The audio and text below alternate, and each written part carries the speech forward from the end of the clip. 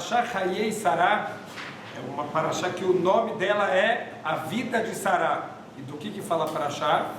Do falecimento de Sará. E a outra Parashá é a Parashá Vayeri, que significa literalmente e viveu, e fala sobre a morte de Yaakov Avinu. A gente tem duas Parashiot que chamam vida e falam sobre a morte. Então é uma coisa esquisita. Então é para ensinar para a gente que na verdade a vida dos tzadikim começa quando a gente sai desse mundo, né? O paralelo que a gente tem com o nenê que está no útero, aquela não é a vida verdadeira dele, a preparação para a vida verdadeira que é fora.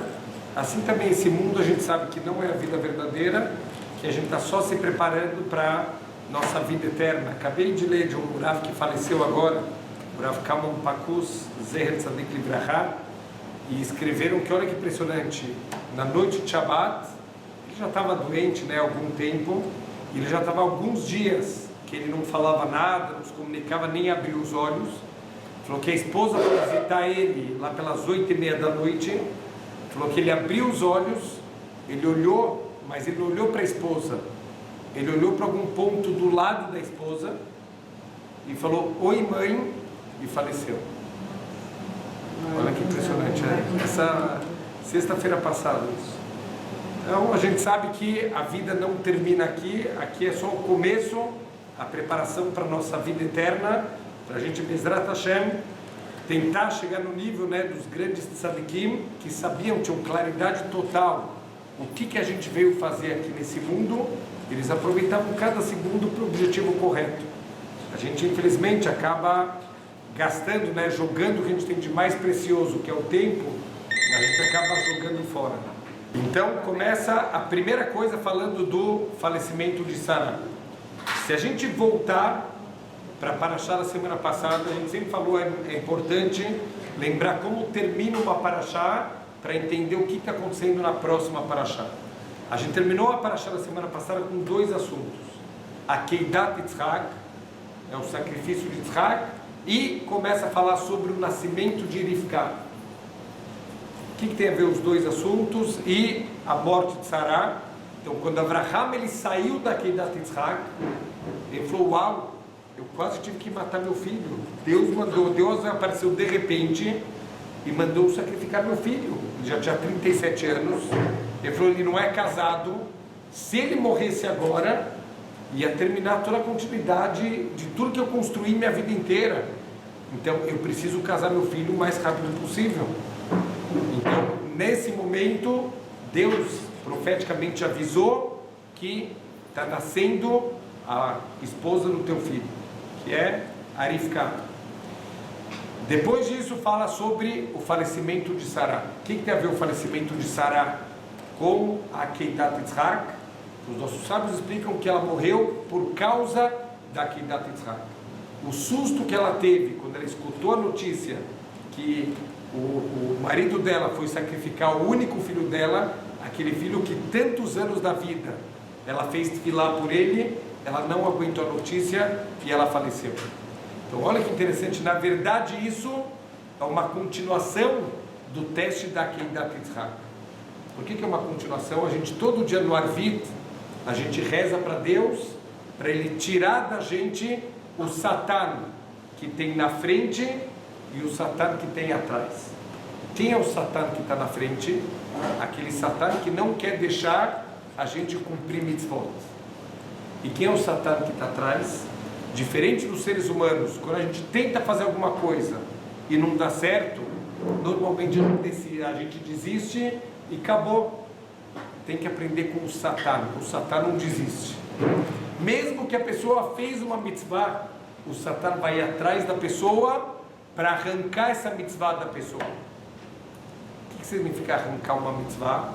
Então, da mesma maneira que quando a gente faz uma transgressão, Deus deu para a gente a força da tshuva, que eu posso arrancar a transgressão como se eu nunca tivesse feito. Deus também deu a força para Deus nos livre arrancar uma mitzvah. Quem que vai arrancar uma mitzvah? Qualquer pessoa que se arrepende de ter feito uma mitzvah, ele arranca essa mitzvah como se nunca tivesse feito.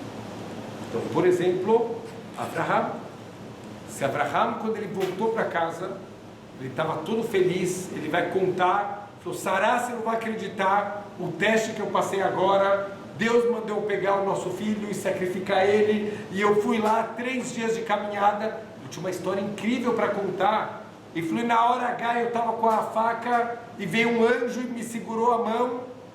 Quando ele chega em casa para contar para Sará, ele encontra que a Sará faleceu. Ele entendeu na hora por que ela faleceu, por causa do susto da queda de Yitzhak. Ele podia ter se arrependido. Para quem que ele contou? Como que ela soube? Então, tem algumas opiniões. O Midrash fala porque que... ele estava 3 dias longe. E ele não falou nem para ela. Não, então, está escrito que foi o Satã que veio avisar para ela. O Yetzer Hara veio avisar para ela, e tem uma opinião que ela foi até Hebron, onde tinha alguns gigantes, e pediu para os gigantes verem o que estava acontecendo, e um deles falou, olha, eu estou vendo tem um senhor, ele está com uma faca na mão para sacrificar um jovem. Na verdade, tem que tirar todos esses filmes da cabeça, né, que o Yitzhak, Keidat Yitzhak, era aquela criancinha, né, não tinha criancinha nenhuma. O Yitzhak tinha 37 anos no momento da Keidat. Então, o ponto é que o Satã, o que ele queria? Que Abraham se arrependesse, que ele visse a esposa morta e ele pensasse, não devia ter feito a mitzvah. E se ele pensasse isso, ele ia ter arrancado a mitzvah. Sim. Então está escrito que ele primeiro ele veio fazer o espeto de Sará, o discurso fúnebre dela, e só depois ele chorou. Porque para mostrar que ele não está arrependido de maneira nenhuma. O choro é uma reação natural pela perda de alguém querido, mas nunca com arrependimento. Ele fez a vontade de Hashem e ele tem claridade total que a Sará estava destinada a morrer naquele momento. Ela já estava marcada para morrer naquele momento, e foi a forma, está escrito, por exemplo, David Amelech, que David Amelech sabia que ele vai morrer no Shabbat, e ele passava o Shabbat inteiro estudando Torá, e o Malach Hamavet, o anjo da morte, não conseguia levar a alma dele. Então o que ele fez? Distraiu David Amelech para ele parar de estudar, e aí fez um barulho do lado de fora, o David Amelech parou de estudar, e aí ele caiu de uma escada e faleceu. Quer dizer, já estava decretado que ele tem que falecer naquele momento. A Sará já estava decretada que ela vai morrer naquele momento. Então a gente não tem que medir uma mitzvah pelas consequências. Só que muitas vezes, por causa da consequência, a gente pode apagar uma mitzvah. Então, por exemplo, alguém que deixou, ele foi fazer um hesed, a pessoa deu pisca, pediu passagem no carro. Cada pessoa, coisa sem imposto de carro, mas ela pediu uma passagem no carro, você dá passagem, a pessoa começa a dirigir que nem uma tartaruga. O que a pessoa pensa? Não devia ter deixado passar. Arrancou a mitzvah, acabou de perder a mitzvah. Ou você ajuda alguém, e depois que você ajuda alguém, a pessoa te paga o bem com o mal, a pessoa te faz um mal, e a pessoa pensa, não devia ter ajudado ela. Não devia ter ajudado, arrancou a mitzvah.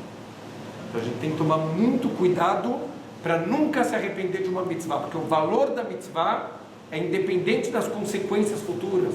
Você fez o que era certo, independente se a outra pessoa teve uma atitude positiva, negativa, você fez o que Hashem queria que você fizesse. Então tinha um palestrante uma vez, ele pegou uma nota de $100 e ele perguntou, quem quer essa nota? E todo mundo levantou a mão. Ele amassou a nota. Ele falou, quem quer essa nota? Todo mundo continuou com a mão levantada. Ele pisou na nota. Ele falou, quem quer essa nota? Todo mundo continuou com a mão levantada. Uma nota de $100 vale $100. Uma mitzvah vale uma mitzvah. Independente de qualquer outro resultado futuro, a gente fez o que era certo. Então a gente não tem que se arrepender de ter feito um bom ato, de ter feito a mitzvah. Se a gente fez o que era para ter feito, Baruch Hashem. A gente tem que estar contente e os resultados futuros estão na mão de Hashem. Então olha que interessante, vai vir mais uma dificuldade na vida de Abraham. Para quem achou que terminar os 10 testes, a aposentadoria, no judaísmo não tem aposentadoria. Até o último instante de vida, está valendo o jogo, não tem aposentadoria.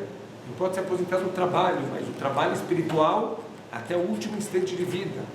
Abraham não se aposentou, Abraham vai continuar as dificuldades da vida dele, para o crescimento espiritual dele, ele tem que agora procurar um lugar para enterrar a esposa dele.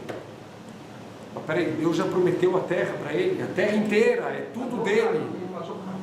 Teve que pagar caro, 400 moedas de um trambiqueiro, um picareta chamado Efron, que inclusive na Torá é escrito o nome dele sem o Vav, para mostrar que era uma pessoa sem valores. Então o Efron sem Vav, Gemátria 400. A pessoa, quando ela está muito ligada no mundo material, ele começa a achar que o valor dele é o que ele tem. As 400 moedas virou a essência dele, uma pessoa ligada com o mundo material. Então, infelizmente, pessoas que não têm espiritualidade começam a se identificar não com o que elas são, com o que elas têm. Isso infelizmente, a gente tem que tentar se livrar disso, né, de se identificar com as nossas posses, e sim com o Baruch Hashem, o nosso trabalho espiritual aqui nesse mundo.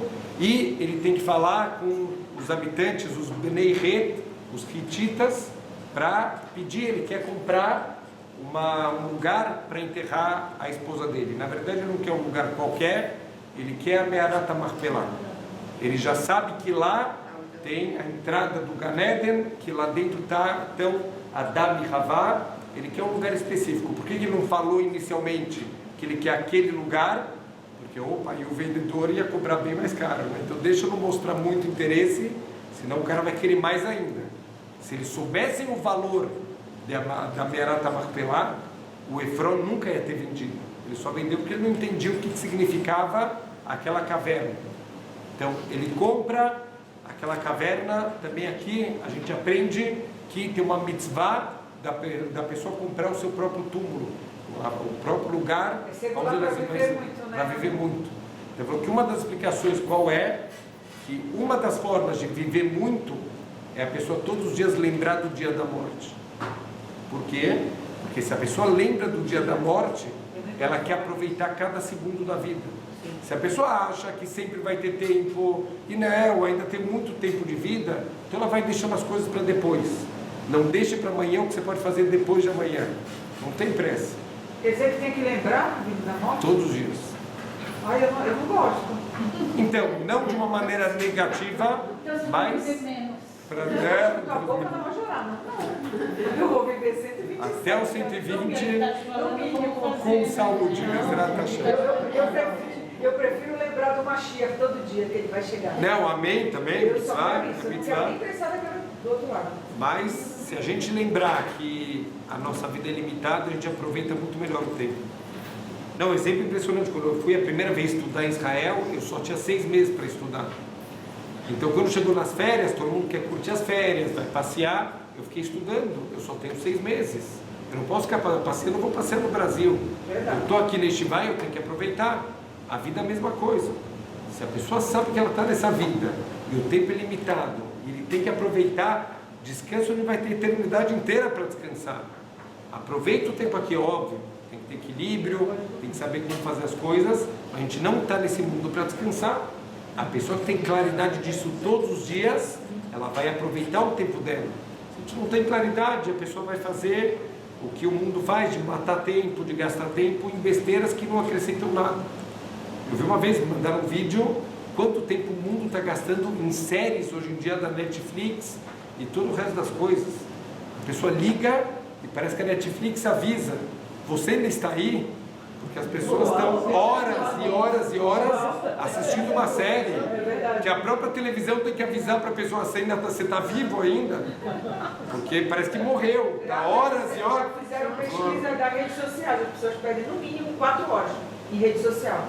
Não faz mais nada, só no computador. E literalmente perde, estamos jogando o tempo no lixo. Então, coisas que não agregam absolutamente nada na nossa vida. Então, Avraham e Sará, a gente vai ver que eles têm claridade total do que fazer na vida. Tem um Rashi aqui, é difícil entender esse Rashi. Fala que esses foram os dias dos anos da vida de Sara. E ele repete 2 vezes a linguagem. Ele fala, Vaihi Hayei Sará, e esses foram os anos da vida de Sara, Mea Shana Vestrim Shana Vesheva Shanim, 127 anos, Shnei Hayei Sará, os anos da vida de Sara. Acabou de falar os anos da vida de Sara, e repete os anos da vida de Sara. O Rashi fala, todos foram iguais em bondade. Quer dizer, todos foram iguais em bondade. A gente tem os nossos dias que a gente quer fazer bondade, tem dia que eu estou cansado. Sará não tem dia que ela está cansada. 127 anos da vida, fazendo bondades iguais. O dia que você está com vontade, o dia que você não está com vontade. Interessante, caminho que é 100 anos, 20 anos e 7 É verdade. Sim. Sim. E uma outra explicação do Rashi é que todos os dias foram iguais em coisas boas. Do início. Coisas boas. O Rashi leu sobre a filha de Sará. Ela nunca, De que Sará ele está falando? Ela nunca discutiu com Abraão, ela nunca brigou pelo prato do dia. Ela teve uma discussão com Abraão explícita na Torá. Só quando discutiu foi com Abraão Ismael. por causa. Essa Sará foi sequestrada 2 vezes e foi sequestrada não para coisas muito boas. Até 90 anos ela não conseguia ter filhos. Ela teve que dar a escrava dela para virar esposa do próprio marido e ainda foi desprezada pela escrava dela. Essa é a Sará que todos os dias dela foram iguais em coisas boas. O Rashi não leu a história dela? Como foram iguais em coisas boas todos os dias da vida dela. Se um dia é bom ou um dia é ruim, não importa o que aconteceu, importa como você lidou com isso, como você lida com sofrimentos e dificuldades. Se você usou as dificuldades para aprender, para se conectar com Hashem, para desenvolver a tua emuná, não importa o que aconteceu, esse dia foi bom. Se você teve um dia na Disney o dia inteiro e esqueceu de Deus, esse dia foi horrível, você perdeu esse dia. Então não importa o que aconteceu no dia, importa como você lidou com as dificuldades que você passou nesse dia. Então conta uma história de 2 anjos estavam voltando para casa e não tinham ainda feito nenhuma bondade. E agora? A gente vai voltar, Deus vai dar uma bronca na gente, como que vocês passaram o dia inteiro, não fizeram nenhuma bondade, então vamos encontrar, primeira pessoa que a gente encontrar na rua, a gente vai fazer uma bondade. E nisso chegam 2 pessoas caminhando, 2 amigos que estão voltando para casa. Então um anjo olha para o outro e fala, ó, você pega o da direita, eu pego o da esquerda e vamos lá. Então de repente um deles, ele está chegando na casa dele, ele vê um milharal e ele viu um monte de corvos que estão lá. Ele fala assim, malditos corvos, podia queimar esse milharal para eles não terem mais comida. E o que ele falava, o anjo fazia. Queimou todo o milharal dele e os corvos caíram mortos.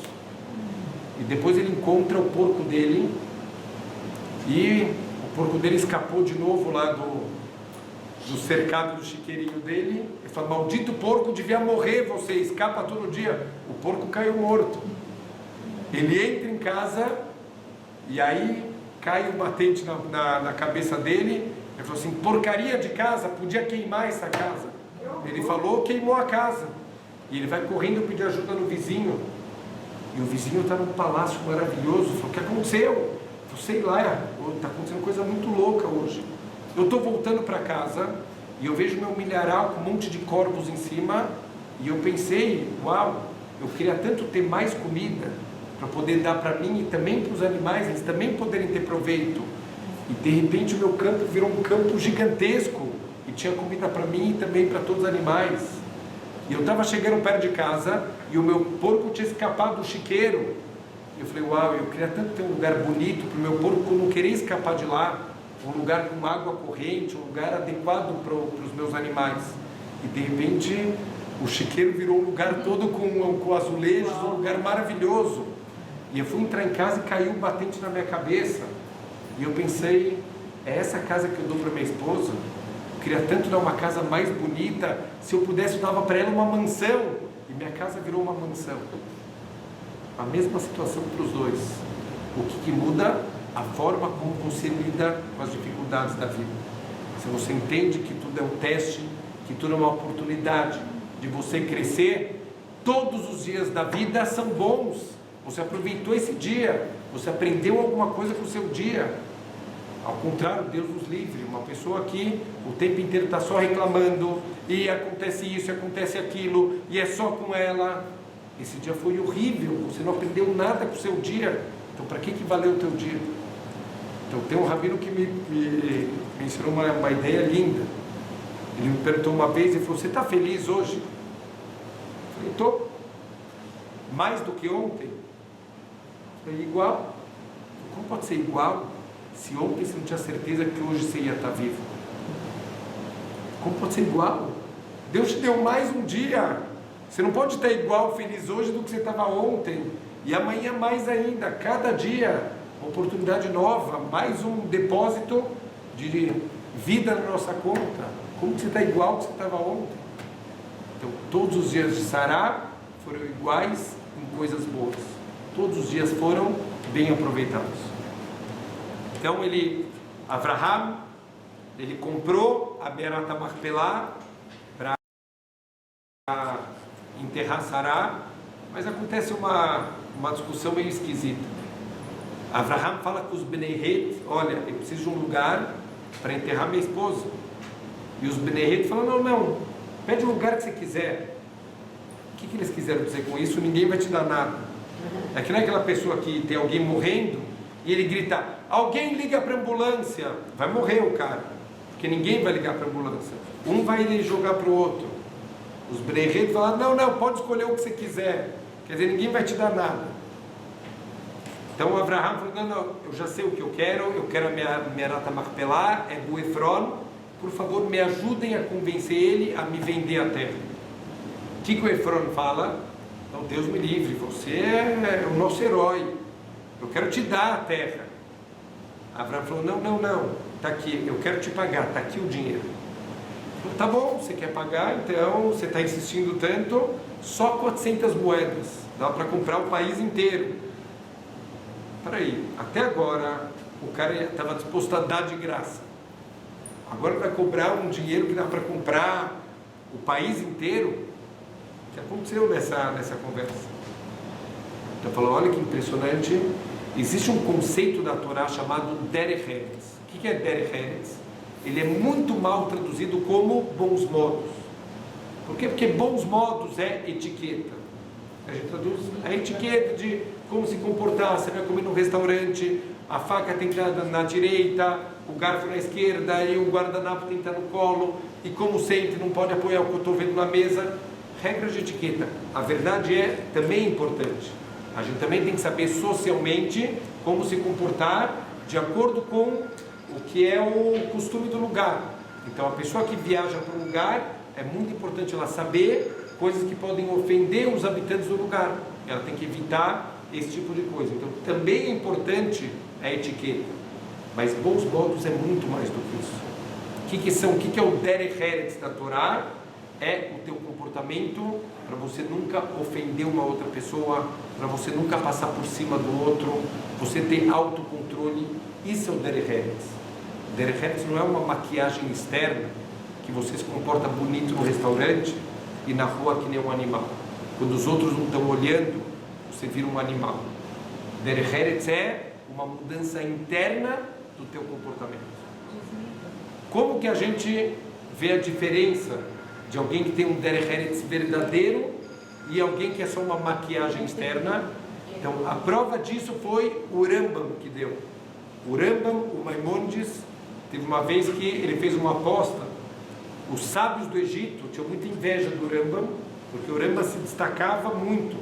E o governo lá gostava muito dos conselhos do Rambam. E uma vez teve uma discussão que os sábios do Egito, eles falaram que dá para transformar um animal num ser humano. Se você educar o animal de uma maneira constante, você consegue transformar ele num ser humano educado. E o Rambam falou: o animal é um animal, e o instinto dele está lá. O instinto animal fala mais forte do que qualquer tipo de tentativa de educação desse animal. Então deram para os sábios egípcios 6 meses para transformar um gato num ser humano, num gentleman. Tá bom. O dia da apresentação, entra o gato vestido, carregando nas costas uma bandeja, um gentleman. E todo mundo, parece que eles ganharam a aposta. De repente o Rambam, ele tira uma caixinha do bolso e da caixinha ele solta um ratinho. Uau! E o ratinho sai correndo, e aquele gentleman daquele gato joga bandeja para tudo quanto é lado, voa roupa para tudo quanto é lado, e ele sai correndo atrás do ratinho. Acabou a maquiagem. Essa é a diferença de educação e adestramento. A gente não tem que adestrar as pessoas, a gente tem que educar as pessoas. Adestramento é só externo. Educação, derech eretz, tem que ser interno. O Efron, na frente de todo mundo, ele tem a maquiagem social. Vai ficar feio, né? Eu falar para o Abraham que eu vou cobrar caro. A falecida está diante dele, ele está querendo enterrar a esposa falecida dele. Vai ficar feio ele cobrar muito dinheiro. Mas o que acontece? O Abraham balançou o ratinho. O dinheirinho na mão dele e o Efron, toda a maquiagem dele, saiu voando. E, infelizmente, se comportou que nem um animal. Então, daqui a gente vê que nos testes que a gente tem na vida, a gente vai ver se a pessoa é uma pessoa, um Ben Adam, se ele é de verdade um mensch, como se fala em Yiddish, ele é um ser humano, ou se é só uma maquiagem externa. A Torá quer da gente uma mudança interna, e isso você vai demonstrar nos testes da vida. A gente vê Abraham, ele está com a esposa dele falecida, e a terra é dele, e a gente vê que ele não perde a compostura, a forma educada, ele se curva diante dos Bnei Het, mesmo que na verdade Abraham queria matar, a terra é minha, e vocês estão zombando de mim, com a minha esposa morta na minha frente. Mas Abraham não perde a compostura, ele é um Ben Adam de verdade. Então é isso que Bezrat Hashem a gente tem que procurar. Depois disso, Abraham ele pede para o Eliezer, o escravo dele. Abraham já estava com uma certa idade, então ele pede agora para o Eliezer procurar uma esposa para o filho dele, para o Yitzhak. Por que ele não mandou o Yitzhak procurar uma esposa? Manda o Yitzhak, não precisa procurar uma esposa para ele mesmo, precisa mandar um empregado para procurar uma esposa para ele. Então, no momento que Abraham colocou Yitzhak em cima do altar, mesmo que ele não fez a Shritá, o filho dele virou um korban. Um korban, ele ganhou uma santidade nova, que se ele sair da santidade da terra de Israel, ele morreria na hora. Yitzhak não pode sair de Israel. Então ele fala para o Eliezer: você vai, em nome do meu filho, procurar uma esposa para ele, volta para a casa dos meus parentes, porque de lá eu quero uma esposa. Aqui tem uma pergunta muito grande: quem são os parentes dele? Lavan? Uau, que parente incrível, que lugar incrível para procurar uma esposa. O Lavan é um Urachá, irmão de Rivká. Betuel, o pai, pior ainda. Betuel era uma pessoa de índole horrível. Talmud fala coisas terríveis sobre o Betuel. É nesse lugar que você quer uma esposa para o teu filho? Que família incrível, olha que midot da família. É isso que você quer? Olha que impressionante. O que o Abraham ele queria da futura esposa do filho? O Abraham, ele é Hesed, bondade. As pessoas da onde ele está procurando são os arameus. A palavra arami são as mesmas letras que arranjadas na palavra ramai. O que é um ramai? Um trapaceiro. Ramai não é um ladrão. É diferente de um trapaceiro e um ladrão. Qual que é a diferença de um trapaceiro e de um ladrão? O ladrão vem te assaltar e acabou.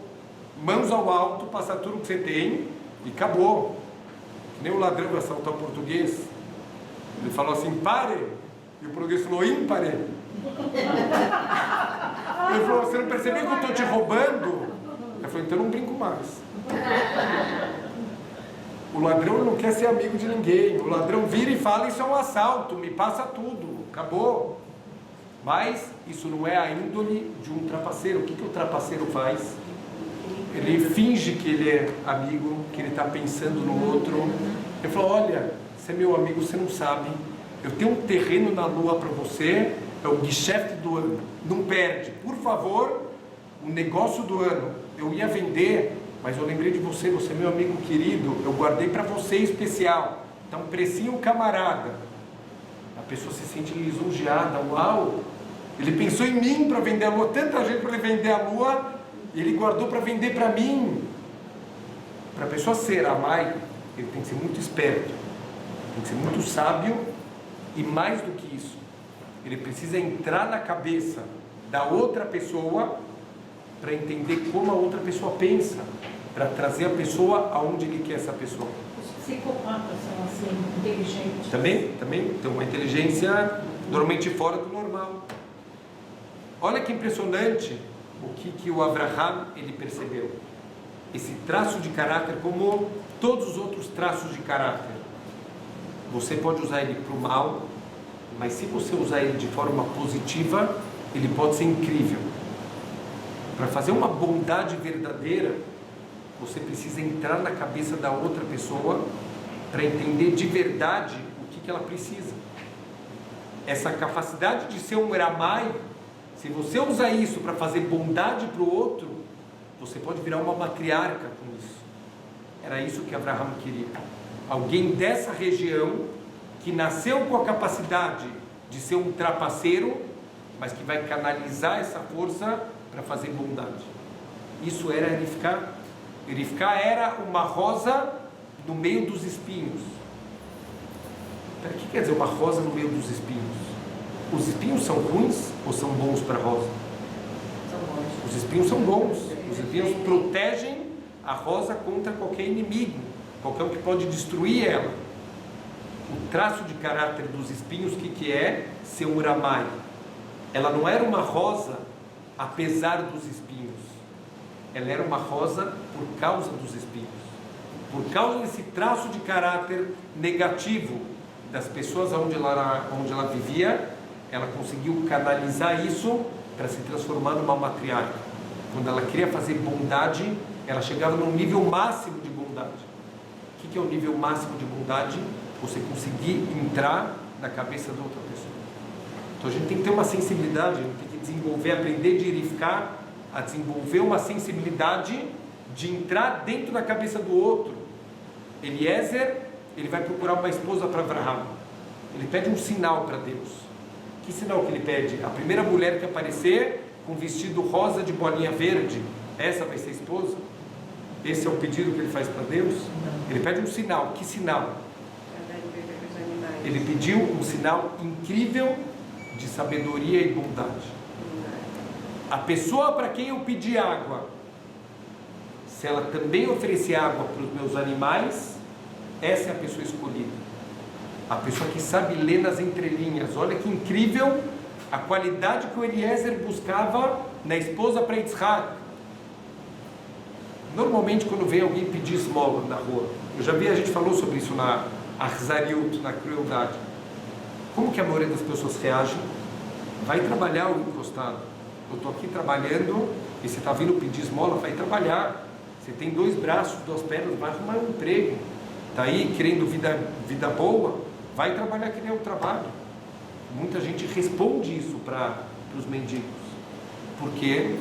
Porque a pessoa não consegue ter a sensibilidade de querer ajudar o outro. Talvez ele não teve as oportunidades que você teve, talvez ele não teve o estudo que você teve na vida. Por isso que a única coisa que sobrou para ele é ser um mendigo na rua. Olha que impressionante o que o Eliezer testou verificar.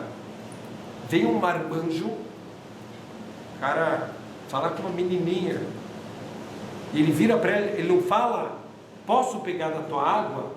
Ele fala, verte para mim da tua água. O que ela podia ter pensado? 2 coisas.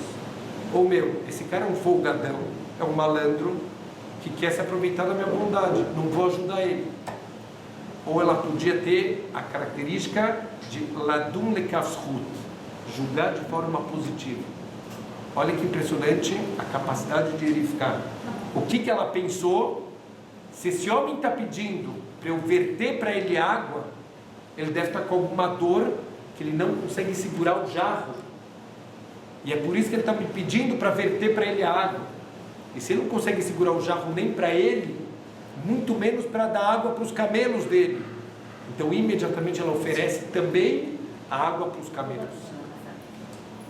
Olha que impressionante. Ela conseguiu ler nas entrelinhas que se ele está pedindo para ela verter água para ele, quer dizer que ele não tem força para dar água para os camelos. Esse é o sinal da pessoa que está pronta para casar com Yitzhak. Essa pessoa que conseguiu ler nas entrelinhas, e ele não precisou pedir a água para os camelos dele. Ele entendeu nas entrelinhas, ela entendeu que realmente essa pessoa, ela está precisando de ajuda, de água para ele e de água para os animais. Esse é o sinal que o Eliezer pediu. Na hora se cumpre o sinal, ela oferece, ele fala, olha, você pode me dar água? Eu falo, claro, para você e também para os teus animais. Na hora ele vê que Deus atendeu o pedido dele, e o tempo inteiro a gente vê Eliezer agradecendo a Hashem. É impressionante os agradecimentos que ele faz para Deus. Ele vai para a casa de Rivka e ele começa a repetir tudo o que aconteceu. Urash pergunta, para quê? Essa Torá não é aquela Torá compacta que só escreve os melhores momentos das coisas? Por que tem que escrever o Eliezer repetindo tudo o que aconteceu? Fala que o comportamento do Eliezer é mais querido para Deus, o escravo de Abraham, do que a história dos futuros descendentes. Por quê? Porque o Eliezer, ele aprendeu com os exemplos de Abraham. Não tem forma mais forte de você aprender alguma coisa do que com os exemplos. Ele viu os exemplos de Abraham e ele virou um seguidor de Abraham. Está escrito no Midrash que até fisicamente ele começou a ficar parecido com Abraham, pela grandeza dos atos dele, que se assemelhavam aos atos de Abraham Avinu.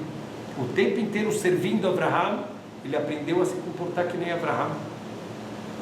Ele está vários dias caminhando, ele está numa pressão que ele precisa cumprir a missão dele. Quando ele encontra Rivka, o que ele pede? Me dá um pouquinho de água. Uau! Mesmo sob pressão, ele consegue se comportar como um Ben-Adam, um Derech Eretz. Me dá, por favor, um pouquinho de água. A gente vê que ele veio de uma boa casa. Ele vive o tempo inteiro com Abraham Avinu. Ele aprendeu com os atos de Abraham Avinu. Ele conseguiu absorver todas as boas características de Abraham. Então a Torá acha mais querido repetir a história de Eliezer do que os atos dos futuros descendentes. Tem um detalhe na repetição. A palavra, o Eliezer está contando tudo o que aconteceu, inclusive um juramento que ele teve que fazer para Abraham. O que ele teve que jurar para Abraham? Abraham está com medo que ele vai casar o filho com uma mulher de Canaã, que são pessoas amaldiçoadas. Então ele falou, por favor, me jura que você não vai casar o meu filho com uma dessas mulheres amaldiçoadas aqui da terra. Uma delas, quem era? A própria filha do Eliezer. Era o sonho da vida do Eliezer. A filha dele era uma tzadiká mesmo. E o sonho era casar com alguém como Yitzhak. Qual o nome dela, Rabi? Nunca escutei. Olha que interessante. O que ele fala para o Abraham? Ele fala, Abraham, Ulai, talvez, eu não vou achar ninguém, ou a esposa dele não vai querer vir para cá, o que eu faço? Abraham falou, não se preocupa, se a mulher não quiser vir para casar com Yitzhak, não leve ele para lá de jeito nenhum, e você está isento do juramento. Então não se preocupa. Quando ele está recontando isso, ele conta esse detalhe também do juramento que ele faz para Abraham, e que ele vira para o Abraham e fala, Ulai, essa mulher não vai querer vir comigo. Esse Ulai está escrito faltando Vav. Está escrito Ulai sem Vav. Da primeira vez está escrito com Vav. Da segunda está sem Vav. Ulai sem Vav é Elai, para mim. O que isso quer dizer? Que ele sabia no fundo, ele sabia, ele estava com medo, o Eliezer, ele é tão tzadik, ele está com medo que ele não vai conseguir cumprir a missão dele. Por quê? Porque ele tem uma vontade oculta. Eu queria ele para mim, eu queria ele para minha filha. Quando que ele percebeu isso? Por que é o segundo Ulai que está sem o Vav e não o primeiro? Porque o primeiro nem ele tinha percebido o quanto ele tinha essa vontade. Só depois que ele encontrou uma esposa para o Yitzhak, ele falou, uau, olha o que estava dificultando a minha missão, uma vontade oculta que eu tinha de casar o Yitzhak com a minha filha. Olha o quanto a gente é motivado o tempo inteiro pelas nossas vontades. O quanto a gente não consegue fazer o que é correto, porque a gente tem vontades que estão acima de fazer o que é correto, e isso vai desviando a gente do caminho. Isso é chamado de suborno. A Torá proíbe a gente de subornar o juiz. Isso só vale para os juízes de um tribunal? Não. Para a gente também. A gente também se suborna o tempo inteiro. Por isso que a Torá fala, a pessoa que quer buscar emet, só tem uma maneira. Ase lecha rav. Faça para você o rabino. Por quê? Está escrito Ase lecha rav vetistalek minasafek. Faça para você um rabino e saia da dúvida. Porque a gente não tem intelecto. Deus não deu para a gente intelecto para tirar as dúvidas. Ele deu intelecto. Mas Deus sabe o quanto a gente está subornado pelas nossas próprias vontades. Por que o Eliezer, ele pediu um sinal para Deus? Escolhe uma esposa com o teu intelecto. Ele sabe que ele está subornado. Ele tem medo do suborno dele. Ele não procurar uma boa esposa para ter uma desculpa. Abraham, olha, eu procurei e não achei. Ele pede um sinal para Deus. Ele joga na mão de Deus. Fala, Deus, eu não sei se eu posso passar esse teste. Eu vou jogar na tua mão. Você vai escolher uma esposa, não eu. Eu deixo você fazer isso. A chama atendeu ele. E mandou imediatamente a primeira menina que apareceu foi a Rivka. Então a gente vê que tem muitas pessoas que têm claridade, e eles sabem que a gente tem suborno o tempo inteiro. E se eu não tenho alguém de fora para me aconselhar, que está vendo a situação com outros olhos, é muito difícil a gente fazer o que realmente ele é correto. E no finalzinho da Parashá, o Yitzhak se casa com Rivka, a Rivka aceita ir com ele. Depois o Abraham casa com uma outra mulher, chamada Keturah, que de acordo com o Midrash, ela era a própria Agar. Por que mudou de nome? Porque Keturah? Keturah veio da mesma raiz de Ktoret. Ktoret era o incenso que tinha um cheiro muito bom. A Agar era uma mulher idólatra. Agar era uma mulher com uma índole terrível. Está escrito que ela era uma mulher selvagem. Daí que saiu o Ismael, um Pere Adam, um homem selvagem, por causa da influência da mãe. Mas Agar fez uma chuva tão forte que ela voltou como um Ktoret. O cheiro bom dos bons atos dela, depois da chuva dela, ela mereceu uma segunda chance de novo casar com Abraham Avinu e ter alguns filhos com ele. E finalmente no final da Parashá a gente fala sobre o falecimento de Abraham Avinu. Avraham Zaken Uba Bayamim. O Abraham estava velho e ele vinha com seus dias. Quer dizer que ele vinha com seus dias. Como a gente falou, Avraham, ele viveu com uma claridade absurda sobre o propósito da vida. Cada dia da vida de Avraham, ele é vivido na plenitude dentro do objetivo dele. Quando ele chegou no final da vida dele, ele vinha com seus dias. Está escrito, esses foram os dias dos anos da vida de Abraham. Esses foram os dias dos anos da vida de Abraham. Esses foram os anos da vida de Abraham.